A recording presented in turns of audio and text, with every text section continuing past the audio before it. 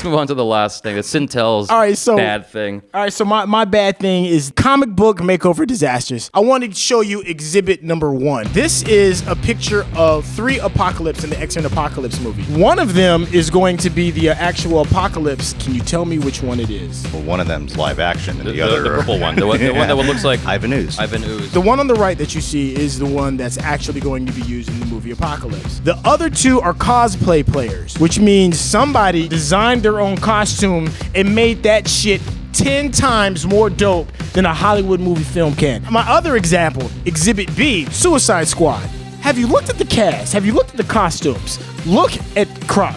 Look at Harley Quinn. Well, they're trying. It's terrible. They're trying to go for like a real life looking gang kind of thing. How you gonna talk about real life looking gang and you've got a character like the Croc? Hold on. You've eliminated real life just for having him on the scene. Before we can proceed, we got to acknowledge one fact, though. These photos released are not the final result of what it's going to look like in the actual film. You know, there's no like color tinting happening. I think that Apocalypse shot was just There's no post work done at all. There's no post work done at all, and that's so important to these kinds of films. Croc in this photo of Suicide Squad looks like shit. He looks terrible. But when I saw the trailer, I was like, he looks pretty cool. But you know what? I have to disagree with you. It's like, it's marketing. It should look as good as the movie, if not better in those photos. How is a cosplay player gonna make something that's amazing? But how do we even know that's from a scene in the movie and he wasn't just walking around on set? It doesn't. Look, when the Jurassic World trailer came out, I was complaining about the CGI, the way the CGI looked, and people were coming back to me going, well, that's not the final product. I'm like, what? It should fucking be. This is 2 minutes to sell the movie. It should look as good as the movie does. Okay, are we talking about the aspect of, we're talking about marketing right now. I'm talking about like, I wouldn't judge the whole concept of like, oh, this photo looks like shit. I'm not gonna watch this movie because this photo looks like shit. No. I'm watching Suicide Squad. You bet your sweet ass I'm definitely watching Apocalypse. But how are you gonna let somebody, some Joe Schmo that shows up in San Diego at Comic-Con, show up your Apocalypse? That's what I don't understand. I don't understand how Harley Quinn looks like some sweet Alabama white trash off in the cut and there's nothing fearful about her. She doesn't look crazy. Why does the Joker look like a fucking joke? He might as well have advertisements on his face with them whack-ass tattoos. So I have a problem with the costuming because the costuming is what's supposed to bring me into the illusion of the film. It's supposed to bring me into this particular world. And if you can't sell me on how the character looks, it's gonna take me out of it. But when you saw the Suicide Squad trailer, did you still feel the same way about the Suicide trailer was dope. That's my point. You know, I'm not sold on the way the Joker looks. No, because he looks terrible. Yeah, so still, even after the trailer, it's so hard because Heath Ledger is permanently Joker in my mind, and it's going to be that way for a while. But same as Jack Nicholson was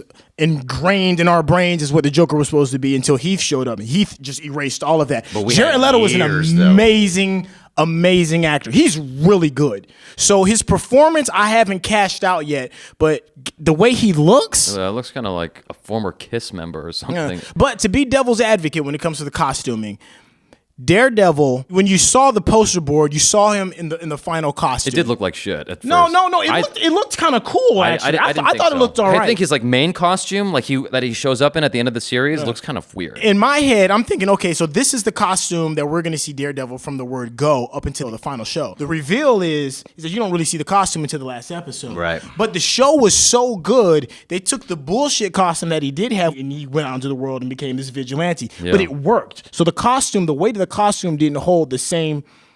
But they brought attention to it. Apocalypse, though, he's not some dude waiting in order to become who he is. Right. He's showing up to the scene, the man. And if you're going to be the man, you need to look like the man. Daredevil gave me 12 episodes to get accustomed and gradually brought me along to be like, okay, he's earned the right to wear this particular costume.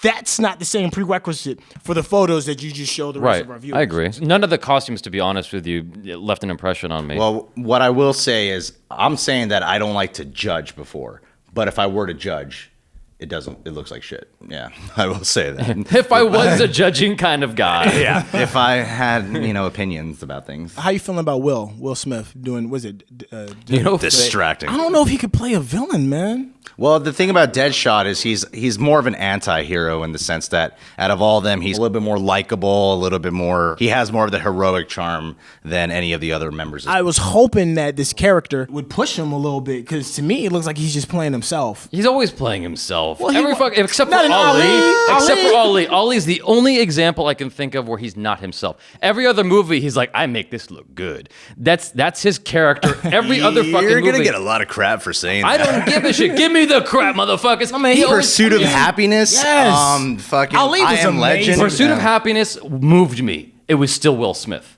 It was still Will Smith. Just because he's not changing his voice doesn't. You see, there's this misconception that if an actor now doesn't, because now we got like the Christian Bales, the Johnny Depps, the Daniel Day-Lewis's, because they really change everything. Now, if an actor doesn't change his voice, his body language, it's suddenly, oh, he's just playing himself. And I don't think it's a variation of himself, and I appreciate it. It's like Tom Cruise always plays Tom Cruise. Yeah. He might play a different Tom Cruise. He might play angry Tom Cruise, crazy Tom Cruise. I don't know, but because it's Tropic like- Thunder, he that was not Tom Cruise. That was the only time he ever did a character. But I'm talking about just performances in general, like Last Samurai. That was Tom Cruise as the Last Samurai. It's like, yeah, he was still Tom Cruise, but he did a good job as Tom Cruise. He did a good Tom Cruise for the Last Samurai. So do you not like Will Smith being Will Smith? It depends on the movie. And nobody can play Will Smith better than Will Smith. Yeah, exactly. Like Men in Black served him properly. Independence Day served him properly. He didn't bother me in the trailer. What bothered me was what he said. He's like, so we're some kind of Suicide Squad. I'm like, really? You had to say the fucking title in the There's movie? gotta be some kind of plug. It's not like Why? he said that. It's called Suicide. It was in the script. You got to go to the place that makes the trailer. I'm not faulting Will Yeah, but Smith. it's- I'm faulting the marketing. I'm faulting the scriptwriters. Why would you put what? that in the It's movie? cheesy and it's like people frown on that already. There was a and- movie with Don Cheadle called The Traitor or something like that. Yeah, I saw that, yeah. It is a movie that nobody fucking saw except for maybe me and you. And in the third act, actually all right. It was less than all right. It was all right. But in the third act, the main antagonist in the movie literally says, You are the traitor. I'm like, really? You had to say the title of the movie? They need the dun dun dun. So stupid. Anyway, we're getting a little bit off topic. I don't like the Man of Steel costume. This is again about adhering. This goes back to my thing, adhering to the comics. Why, you Adhering want to him the wearing the canon. red I don't tighty-whities? want the cape anymore. I want the cape gone. Like The Incredibles explained why we shouldn't have capes. Right. But capes are a part of superhero culture. His outfit looks ridiculous. He's wearing his underwear on the outside and he's got a big fucking cape. He's always worn his underwear on the outside and had a big fucking Why cape. does he have to? Why does he have to stay that way? Look at Suicide Squad, for instance. How do they look in the comics compared to the film You adaptation? can't really change the Superman. Why? Superman, like you They can changed. They've been changing Superman for the last 100 years. Yeah, but suddenly we have a problem. there's still coloring in the line. It's still the same guideline. That's like having Isn't it? Batman without the ears on Yeah. his helmet. He's gonna have the ears. And Batman with no cape would look weird Yeah. Batman's cape comes in handy all the fucking time. Every he single uses movie. it to glide he and uses- stuff. Exactly. Yeah. Where does the cape come in handy in Superman? Never. I'm arguing for you, dude. Like, what's with the fucking costumes? too. Isn't it? I thought in the movie it was like symbolic in some way. Isn't it? I thought- It's I thought his the baby whole- blanket. I thought the whole outfit it's was his, symbolic. It's his baby blanket. It's the blanket that Like, he was wrapped he in doesn't- when he was shot. You know, off the Superman planet. used to not fly. Yeah, he used to just jump. He used to just jump. Amendments can happen. It doesn't need to adhere to this thing that's Well, been... this goes back to what we Look- were talking about earlier with can movies have their own free interpretation of what they can do? There will be an outlash. There will be like people pissed though Huge. if you took away the cape. There is a rendition of Superman where he's just in a full black getup. He's got long Yeah, it was right hair. after he died. Yeah. Right after he died. And that was a badass looking Yeah, Superman. but that's just a temporary thing. Okay, look, this is the importance of Why Superman's can't we make cape. a movie with a temporary thing? When the first Iron Man came out, and we got a first time to actually watch how his armor interacted with Tony Stark when it fused to his chest and his head. The costume is just as important to who Iron Man is as Superman's cape is to him. I disagree. You can't. I disagree. How can you separate the two? You can't take away Superman's cape. Why do you hate the cape if you so take much? Away, if you take away Iron Man's outfit, he's not Iron Man. He's just Tony. He's just a dude. If you take away Superman's cape, he's still Superman. He can still fly. He can still shoot lasers out of his fucking eyeballs. He can still see through your girlfriend's wall and spy on her when she's taking a shower. He still has all those powers. They don't go away because he doesn't have a cape. The cape serves nothing. I think he has a weird point of view of Superman. He thinks he's like a pervert or something. He is a fucking pervert. Yeah. He is a pervert. He's got X-ray vision, and he very rarely uses I'm gonna get so much. I'm gonna get so much shit in the comments about Superman. Seriously, like, Well, what? no, you know what? I'll agree with you because Goku don't need a cape, and he'll whoop Superman ass. What? Yeah, there you go. Nah. See? There No we cape. go. That's Incredibles. different. Incredibles explained it perfectly. You don't need a cape. You can't take away Superman's cape, man. You can't do it. It's such an iconic part of him. It's like the Joker. You know how without much makeup. shit? You know how much shit they got for not him having the red tighty whities? He got a lot. The people that when they made Man of Steel, they took a lot of shit for that. Those are just the loud people. There's a lot of people who don't care. Well, but there's certain things when you think of Superman, you see the red tighty whities, you definitely see the cape, and you see the S. Those three things. You see the what? The S. Oh, the S.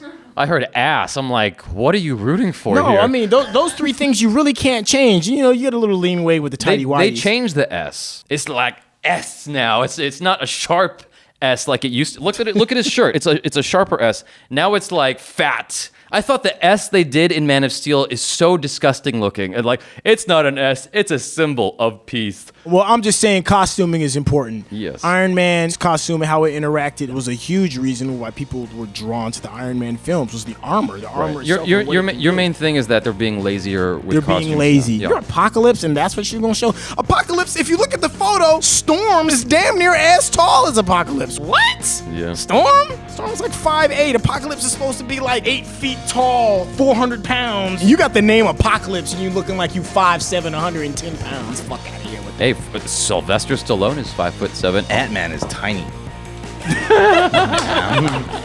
All right, on that, we're gonna conclude this. So that's it. Thank you for watching. Peace out.